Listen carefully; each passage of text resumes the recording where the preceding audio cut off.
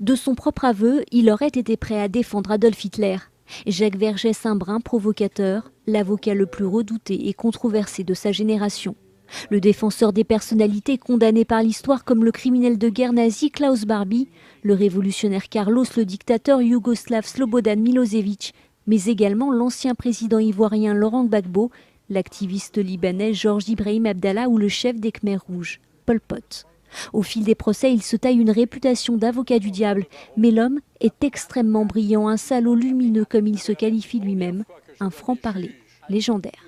C'est peut-être pénible de rendre la justice, mais je lui conseille de suivre ce conseil d'un poète français, Aragon, communiste il est vrai, qui disait il n'y a pas à tortiller du cul pour chier droit. Né en Thaïlande en 1925, à 17 ans, il décide de s'engager dans les forces françaises libres à Londres. S'inscrit au Parti communiste français. L'homme entame ensuite des études de droit et prête serment pour devenir avocat en 1955, direction Alger, où il défend les militants du FLN.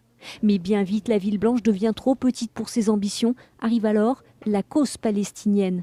Jacques Vergès devient l'avocat des responsables de la nouvelle organisation de la libération de la Palestine. Mars 1970, l'homme disparaît.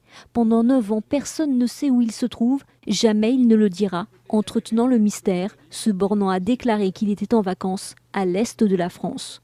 Quand il réapparaît, l'avocat reprend sa robe et tourne le dos à la politique. Au fil des procès, il devient l'enfant terrible du barreau. Depuis, il n'a cessé de fasciner, tout en cultivant sa part d'ombre.